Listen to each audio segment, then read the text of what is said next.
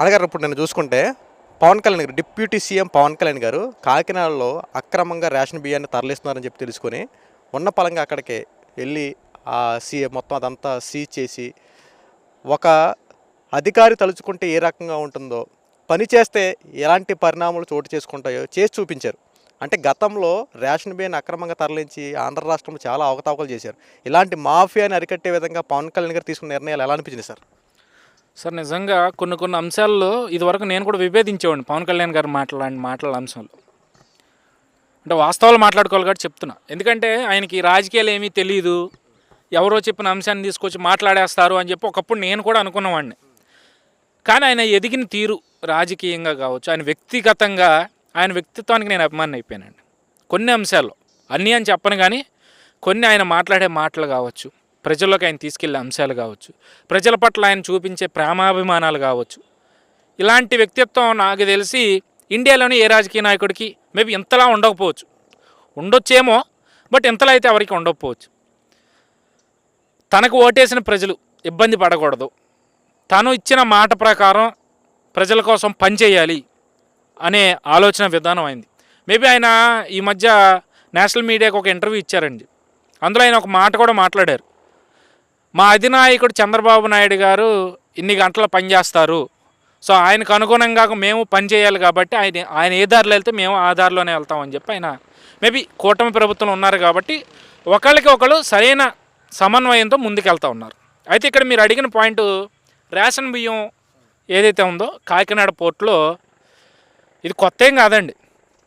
ఈరోజంటే పవన్ కళ్యాణ్ గారు డేర్ చేసి అక్కడికి వెళ్ళి సీజ్ ద షిప్ అని చెప్పి ఆయన హైలైట్ అయ్యారు. కానీ అక్కడ అక్రమ రవాణా అనేది ఈరోజు కొత్త కదండి. దూరంపూడి చంద్రశేఖర్ రెడ్డి గారి మీద ఎన్నో ఆరోపణలు ఉన్నాయి, ఇప్పటి నుంచి కాదు. డ్రగ్స్ విషయంలో కూడా అదే పోర్టులో ఎన్నో సందర్భాల్లో డ్రగ్స్ దొరికాయి. అండ్ ఈరోజు అక్కడ షిప్పులు దొరికాయి, సీజ్ చేశారు, దాని గురించి మనం మాట్లాడుకుంటా ఉన్నాం. గత ప్రభుత్వంలో ఈ పోర్టు కాదు, నాకు కరెక్ట్గా ఐడియా లేదు ఏ పోర్టులోనే, కానీ 2 షిప్పులు దొరికినాయి రేషన్ బియ్యంతో కావచ్చు, రేషన్ బియ్యం కాదు డ్రగ్స్కి సంబంధించి. ఆ రోజు అడావిడి జరిగింది. ఆ తర్వాత అసలు షిప్పులు ఏమైపోయినాయి, ఆ షిప్పుల టాపిక్ ఏమైందో కూడా ఎవ్వరికీ తెలియదు. అప్పుడు అలా ఉండేది. కానీ ఈరోజు ఎప్పుడైతే పట్టుకున్నారో చేసి, అంతకుముందే కలెక్టర్ గారు చేసి వాళ్ళని ఆపారు. తర్వాత పవన్ కళ్యాణ్ గారు వెళ్ళడం, అక్కడ వాటిని పరిశీలించి పేదలకు అందాల్సిన ఈ బియ్యాన్ని అక్రమంగా తరలించుకుని వేరే దేశాలకు అమ్ముకుంటున్న ఇలాంటి దీనమైన పరిస్థితికి రాష్ట్రం వచ్చిందంటే ఒక్కసారి మన గుండెల మీద మనం చేసుకుని ఆలోచించుకోవాలి. పేదల కాడ కూడండి అది. వాళ్ళు తినడానికి తిండి లేకపోతే ప్రభుత్వం ఇచ్చి ఆ బియ్యం మీద, అంటే ఇప్పుడు ఎవరున్నారో అలాగని మీరు అనే ఉండొచ్చు, అలా ఆ రకంగా కాకపోయినా ఇంకో రకంగా బియ్యం ఉపయోగపడుతున్నాయి కదా వాడికి, ఆ పేదవాడికి. మరి అప్పుడు అలాంటి బియ్యాన్ని నువ్వు తీసేస్తే ఆ పేదవాడి నోటుకాడ కూడు కొట్టేసినట్టే కదా. గత 5 ఏళ్ళలో విచ్చలవిడిగా అమ్మేసుకున్నారు, లేదంటే ఏదోటి మీ ఇష్టం నచ్చినట్టు చేసుకున్నారు. నేను ఈరోజే మనోహర్ గారి వ్యాఖ్యలు కూడా విన్నానండి. గతంలో ఈ వెహికల్స్ పెట్టారు కదా, ఏది ఇది ఇవ్వడానికి, రైస్ ఇవ్వడానికి, దాన్ని ఏమంటారు, ఇది ఇవ్వడానికి రేషన్ ఇవ్వడానికి వెహికల్స్ని భారీ ఎత్తున ఓపెన్ చేశారు కదా. ఈ అక్రమ రవాణా చేయడం కోసమే ఆ వాహనాలు రిలీజ్ చేశారు అని చెప్పి ఇందాకే మనోహర్ గారు బాంబు పేల్చారు. సరే, ఎందుకు చేశారో, ఆ వాహనాలని ఏ రకంగా ఉపయోగించుకున్నారో పక్కన పెడితే, రేషన్ బియ్యాన్ని అంత ధైర్యంగా, అంటే నాకు ఒక తెలిసాక మేబీ ఎప్పుడన్నా వాళ్ళ క్యాబిన్లో కూర్చుని నాయకులు సీరియస్ అయ్యి ఉండొచ్చేమో, కానీ అధికారుల మీద సంఘటన జరిగిన స్థలానికి వెళ్ళి బోట్లో మళ్ళీ స్వయంగా ఆయనే వెళ్ళి అక్కడ అధికారుల మీద సీరియస్ అయ్యి, మనోహర్ గారి మీద, అక్కడ ఎమ్మెల్యే మీద, వాళ్ళ మీద సీరియస్ అయ్యి ఏం చేస్తున్నారని అడిగితే దాన్ని కూడా వైసీపీ వాళ్ళు ఏం చేశారు, వక్రీకరించి వైసీపీ టీడీపీ నాయకులకి జనసేనకి మధ్య వివాదాలు, ఇద్దరు కొట్టుకుంటున్నారు తనుకుండా అంతకుముందు నుంచి జరుగుతున్నాయి అనుకోండి. ఈ అంశంతో మరీ లేపాలని చూశారు. ఈ లోపే రంగంలోకి పవన్ కళ్యాణ్ గారు ఎంట్రీ ఇచ్చారు, వెళ్ళారు, పట్టుకున్న వాటిని ఆపారు, సీజ్ ద వెహికల్స్ అన్నారు. ఇక అంతే, ఎవరి నోటంటే సౌండ్ ఉంటుందండి. తప్పు చేసిన వాడేమో 2 రోజుల తర్వాత ఈరోజు దూరంపూడి చంద్రశేఖర్ బయటకు వచ్చి ఈ ఎమ్మెల్యే గురించి మీకు తెలీదు, ఎంక్వైరీ చేయండి, తప్పు చేసిన వాళ్ళు ఎవరో బయటకు వస్తారు అని చెప్పి ఏదో కబుర్లు చెప్తా ఉన్నాడు. సరే దూరంపూడి చంద్రశేఖర్ రెడ్డి గారు కూడా గతంలో నీచాతి నీచమైన మాటలు మాట్లాడారు చంద్రబాబు నాయుడు కానీ పవన్ కళ్యాణ్ కానీ ఎలక్షన్ టైంలో కూడా. మరి ఈరోజు సైలెంట్ అయిపోయారు. ఈరోజు ఏదో మాట్లాడాలి కాబట్టి ఆయన మీడియా ముందుకు వచ్చి మాట్లాడుతున్నారు. తప్పు చేశారు, దానికి తప్పదు శిక్ష. ఈరోజు డిప్యూటీ సీఎం హోదాలో ఉండి పవన్ కళ్యాణ్ గారు తీసుకున్న స్టెప్కి ఎవరైనా సరే సలాం కొట్టాల్సిందే. ఈవెన్ చంద్రబాబు నాయుడు గారు కూడా అంశంలో ఆయన్ని మెచ్చుకునే ఉంటారు, మెచ్చుకోకుండా ఉండరు. సో బియ్యం, రేషన్ బియ్యం అనే కాదు, రాష్ట్రంలో ఇలా అక్రమంగా రాష్ట్రాలు తరలించుకెళ్ళిపోతుంటే గత 5 ఏళ్ళలో ఎవరు మాట్లాడినోళ్ళు లేరు. అడిగిన వాళ్ళని జైలుకి తీసుకెళ్ళి కొట్టిన సందర్భాలు మనం చూసాం. పవన్ కళ్యాణ్ గారు ఇప్పుడే కాదు, గతంలో కూడా ఇది ప్రతిపక్షంలో టీడీపీ ఉన్నప్పుడు కూడా ఆయన వైసీపీ ప్రభుత్వం మీద పెద్ద ఎలిగేషనే చేశారు. సో అది ఎలిగేషన్ కాదు, వాస్తవం అని చెప్పి తర్వాత అంశాల్లో తెలిసింది. హ్యూమన్ ట్రాఫికింగ్ జరిగింది, విదేశాలకు తరలించిపోతున్నారు అని చెప్పి దాని మీద ఆయన ఎంత సీరియస్ అయ్యారో మనం చూసాము. అదేవిధంగా రాష్ట్రంలో అక్రమ అంశాల మీద ఎన్నో వాటి మీద ఆయన ప్రశ్నించారు. అవినీతి జరిగిన అంశాల్లో కావచ్చు, అక్రమంగా దేశాన్ని ఇసుక అంశంలో కావచ్చు. అసలు ఇసుక అయితే ఏ విధంగా అమ్ముకున్నారో మనం చూసాము. గుట్టలు పోసి అమ్ముకున్న రోజులు మనం చూసాం. సో అలాంటి వ్యక్తి ఇప్పుడు వెళ్ళి సీజ్ అని అనేసరికి నాకైతే ఆశ్చర్యం అనిపించలే. ఎందుకంటే ఆయన పని ఆయన చేశారు, ఆయన డ్యూటీ ఆయన చేశారు. సో ఒక నాయకుడు డ్యూటీ అంత సక్రమంగా చేసినప్పుడు ఓటేసినప్పుడు చాలా గర్వంగా ఫీల్ అవుతారండి. మేబీ ఈ కూటమి ప్రభుత్వం వచ్చిన తర్వాత మనం చాలా బళ్ళ మీద చూసాం. పిఠాపురం ఎమ్మెల్యే గారి తాలూకా, లేదంటే డిప్యూటీ సీఎం గారి తాలూకా, లేదంటే పలానా నియోజకవర్గ ఎమ్మెల్యే తాలూకా అని చెప్పి బోర్డులు, పెద్ద పెద్ద బోర్డులు వేసుకున్నారు. ఆ బోర్డుల మీద కూడా వాళ్ళు చాలా నిజాయితీతో స్పందించారు. మీరు అలా బోర్డులు వేసుకుంటే మీకే ఫైన్లు పడతాయి, మీరు సక్రమంగా రూల్స్ ఫాలో అవ్వండి కూడా చెప్పారు. సో అలాంటి నాయకులు ఈరోజు రాష్ట్రాన్ని పరిపాలిస్తున్నప్పుడు, అలాంటి వాళ్ళకి మనం ఓట్లు వేసినప్పుడు గర్వంగానే ఉంటుంది కదండి, ఖచ్చితంగా. ఇప్పుడు గత 5 ఏళ్లలో జగన్మోహన్ రెడ్డికి ఓటేసిన వాళ్ళు ఎలా ఫీల్ అయ్యారో మనం చూసాం. అనవసరంగా ఓటేసామని చెప్పి వాళ్ళ చెప్పులు వాళ్ళే తీసుకెళ్ళి లంపలు వాయించుకున్న రోజులు మనం చూసాం. కానీ ఈరోజు అలాంటి పరిస్థితి లేదు, ఉద్యోగాలు వస్తున్నాయి. సరే పథకాలు అంటారా, వాళ్ళు సూపర్ 6లో ఆల్రెడీ 3 పథకాలను అమలు చేశారు. మిగిలిన 3 కూడా మేబీ సంక్రాంతి తర్వాతో లేదా సంక్రాంతి లోపు రిలీజ్ చేసే అంశాలు కనిపిస్తున్నాయి. వాళ్ళు ఆ పథకాలను ఇవ్వచ్చు ఇవ్వకపోవచ్చు అండి, అది పక్కన పెట్టేద్దాం. రాష్ట్రానికి కానీ ప్రజలకు కానీ పథకాలు కాదు కావాల్సింది. ఇలాంటి నాయకులు తప్పు చేసిన వాడిని అక్కడికక్కడే శిక్షించాలి, తర్వాత అభివృద్ధి చేయాలి.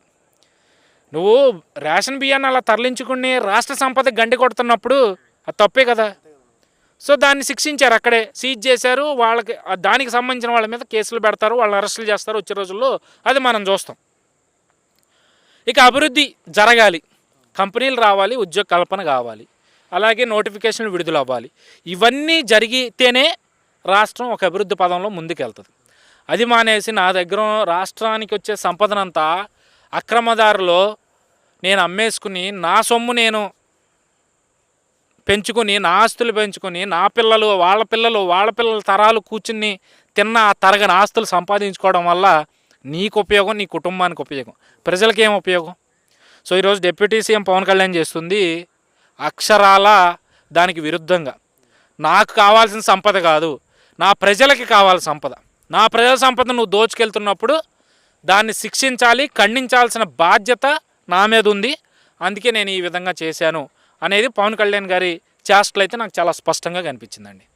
గతంలో చూసుకుంటే ఇలాగే పవన్ కళ్యాణ్ గారిని కాకినాడ పోటుకు రానియకుండా అక్కడ జరిగే అన్యాయాలని అరికట్టడం కోసం అప్పుడే చాలా ప్రయత్నించారు.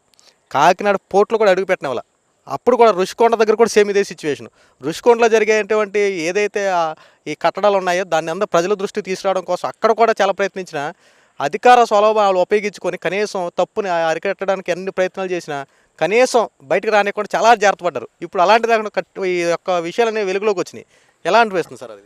అంటే కర్ణుడికి 1,00,000 కారణాలు చెప్తారు కదండి, ఆ విధంగా జగన్మోహన్ రెడ్డి తనకు తాను తోకోవడం మొదలుపెట్టిన రోజు ఏ రోజు అంటే, మొట్టమొదటిగా వైజాగ్ పవన్ కళ్యాణ్ పర్యటనకి వెళ్ళినప్పుడు ఆయన హోటల్ గదిలోంచి కూడా కిందకి దిగనివ్వకుండా ఏ విధంగా అయితే చిత్రహింసలు పెట్టారో ఆ రోజు ఆయన గొయ్యాన్ని దోకోవడం మొదలుపెట్టాడండి.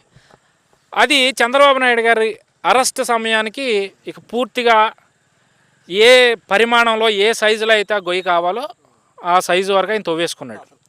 సో ఎలక్షన్ తర్వాత అందులో కప్పెట్టేశారు ప్రజలు. సో రాయలసీమ రామన్ చౌదరి అని ఒక సినిమా ఉంటుంది, బళ్ళు వాళ్ళు అవ్వచ్చు వాళ్ళు బళ్ళు అవ్వచ్చు అని ఇది ఒక పెద్ద డైలాగ్ ఉంటుంది. సో ఈరోజు అదే జరిగింది. ఆ రోజు నువ్వు తప్పు చేస్తున్నప్పుడు ప్రశ్నించడానికి పవన్ కళ్యాణ్ ఒక సామాన్యుడు, ఆ రోజు ఎమ్మెల్యేగా కూడా గెలవలేదని చెప్పి ఆ రోజు పవన్ కళ్యాణ్ని కానీ లేదంటే వేరే నాయకుల్ని కానీ ప్రధానంగా పవన్ కళ్యాణ్ని లోకేష్ని అండి వీళ్ళిద్దరిని ఎంత అవమానించారండి. ఎమ్మెల్యే కూడా గెలవని వాళ్ళకి ఏంటి ఇది అని. ఆ రోజు నిజమే వాళ్ళ సామాన్యులుగా ఉండి ప్రశ్నించడానికి ప్రయత్నించారు. ఈరోజు వాళ్ళు సామాన్యులు కాదండి, వాళ్ళ చేతిలో అధికారం ఉంది. వాళ్ళు ఈరోజు high officials of the state, ఇద్దరు మంత్రులు. మనం ఇప్పుడు ముఖ్యంగా పవన్ కళ్యాణ్ గారి గురించి మాట్లాడుకుంటున్నాం కాబట్టి ఈరోజు ఆయన ముఖ్యమంత్రి తర్వాత ముఖ్యమంత్రి అండి. ఏంటి ముఖ్యమంత్రి తర్వాత ముఖ్యమంత్రి అండి. సో అలాంటి వ్యక్తిని ఆపడం అనేది ఎవరి వల్ల కాదు. ఆ రోజు మీరు ఆపారు, మీ టైం నడిచింది. జగన్మోహన్ రెడ్డి గారు 2014 ఎలక్షన్ తర్వాత డైలాగ్ వేశారు, అది మంచి బాగా పేలిందండి. నన్ను కొట్టారు తీసుకున్నా, రేపు మా టైం వస్తుంది మేము కొడతాం అని ఒక డైలాగ్ వేశారు, అది బాగా పేలింది. మేబీ ఇక్కడ అదిగా వర్తిస్తుంది కదా. ఆ రోజు మీరు కొట్టారు, సహించారు, భరించారు, ఈరోజు గెలిచారు. మరి వాళ్ళ చేస్తున్నప్పుడు భరించాలి కదా. వాళ్ళు ఏం తప్పులు చేయట్లేదు కదా, నువ్వు తప్పు చేసావు కాబట్టి ఆ తప్పుని నిందిస్తారా, తప్పుని ప్రశ్నిస్తూ ఉన్నారు, ప్రజల్లోకి తీసుకెళ్తా ఉన్నారు. అధికార నాయకులుగా వాళ్ళ బాధ్యత అది. నువ్వు తప్పు చేసినప్పుడు ప్రజల్లోకి తీసుకెళ్ళాలి. దానికి ప్రజలకి దానివల్ల ఎంతవరకు నష్టం కలుగుతుందో ప్రజలకి తెలియజేయాల్సిన బాధ్యత ప్రజలు గెలిపించిన నాయకుల మీద ఉంది. అదే ఈరోజు పవన్ కళ్యాణ్ చేస్తూ ఉన్నారు. ఆ రోజు ఇబ్బంది పెట్టారు, ఇబ్బంది పడ్డాడు, ఈరోజు అధికారంలోకి వచ్చాడు. అదేవిధంగా వాళ్ళు కూడా ఈరోజు గెలిచిన పవన్ కళ్యాణ్ కావచ్చు, చంద్రబాబు నాయుడు కావచ్చు, లోకేష్ కావచ్చు, మీరు ఏ విధంగా అయితే ఇబ్బంది పెట్టారో అదే విధంగా ఇబ్బంది పెట్టాలనుకుని ఉంటే ఈ 6 నెలల్లో ఒక్కడన్నా బయట తిరిగేవాడండి, ఒక్కడన్నా. ఎందుకంటే వాళ్ళు అన్నీ నీకు తప్పులు కదండి చేసింది. ఎన్ని వదిలేరండి ఈరోజు అధికార పార్టీకి. ఇంకా వీళ్ళు చెయ్యట్లేదు, వాళ్ళు ఏమీ చేయకుండానే రెడ్ బుక్ రాజ్యాంగం నడిచేస్తుందని చెప్పి ప్యాంట్లు తడిపేసుకుంటున్నారు. నిజంగా పూర్తిగా రెడ్ బుక్ మొదలయ్యి అది అమలు పరిస్తే ఏంటి వాళ్ళ పరిస్థితి? 6 నెలలైనా దర్జాగా ఎవడమ్మా సొమ్మని రోడ్ల మీద తిరుగుతున్నారండి వీళ్ళు. ఇంకా అంటే ఇదే మాట నేను ఇప్పుడు అంటే తప్పు, ఆ రోజు కొడాలని అంటే తప్పులేదు, నువ్వంటే కొడాలని అంటే తప్పు, ఇప్పుడు నువ్వంటే తప్పులేదు అని అనొచ్చు. అంటే ఇక్కడ నేను ఎవరిని వ్యక్తిగతంగా విమర్శించట్లేదండి. ఎందుకంటే మా సొమ్ము, మా డబ్బు అదంతా మేం కష్టపడి సంపాదించి కరెంటు బిల్లు రూపంలోనో లేదా ఏదో వస్తువు రూపంలోనో లేదంటే జాబ్లో ఇన్కమ్ ట్యాక్స్ రూపంలోనో మేము ట్యాక్సులు కడుతుంటే ఆ డబ్బు మీరు దొబ్బి తిని మీ ఆస్తులు పెంచుకుంటున్నారు. కానీ ఏం పెంచారు మాకు? గుండెపోట్లు, బీపీలు తప్ప. మిమ్మల్ని నమ్ముకుని మీ అమ్మాయిలు తిరిగితే కార్యకర్తలను గత 5 ఏళ్లలో జగన్మోహన్ రెడ్డి ఏ విధంగా మోసం చేశాడో చూసాం. కానీ ఇప్పుడు అలా జరగట్లేదు కదా. ఎవరికి ఇవ్వాల్సిన ఇంపార్టెన్స్ వాళ్ళకి ఇస్తూ ఉన్నారు, ఎవరికి ఏది చేయాలో అది చేస్తూ ఉన్నారు. సో ఏదేమైనా పవన్ కళ్యాణ్ లాంటి నాయకులు రాష్ట్రానికి కాదండి దేశానికి కూడా ఎంతో అవసరం. సో అది వచ్చే రోజుల్లో ఆయన మరింత ఆయన స్థాయిని కావచ్చు, ఆయన పనితనాన్ని కావచ్చు పెంచుకుంటూ ముందుకెళ్తారు, ప్రజలకు మరింత దగ్గర అవుతారని అయితే నేను ఆశిస్తా ఉన్నా. Thank you.